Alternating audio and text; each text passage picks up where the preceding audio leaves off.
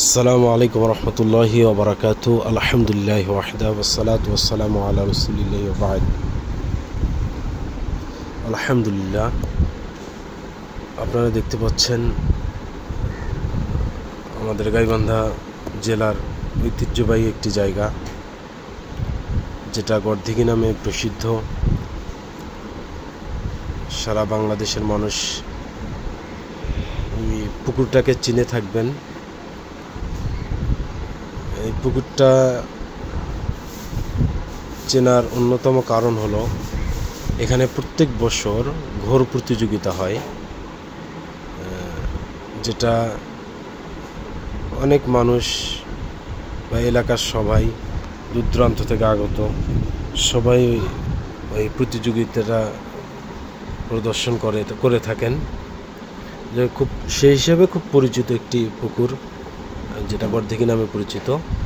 তো এটা আমাদের যেখান থেকে আমরা দাখিল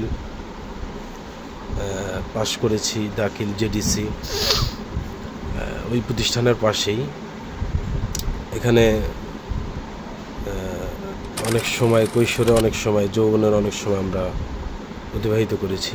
আপনারা দেখতে পাচ্ছেন আমাদের সেই ঐতিহ্যবাহী প্রতিষ্ঠান গড়দিঘি ইসলামিয়া দাখিল মাদ্রাসা।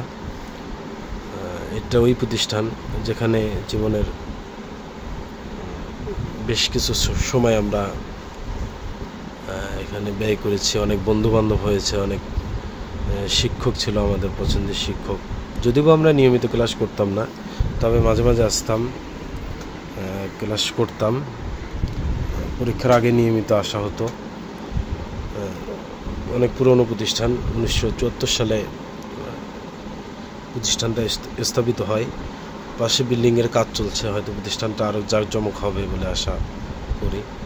আলহামদুলিল্লাহ, পাশে হেফজখানা আছে এবং জামাতের ব্যবস্থা আছে। সর্বোপরি প্রতিষ্ঠানে আমরা সার্বিক কল্যাণ কামনা করি, উন্নতি সাধন করি।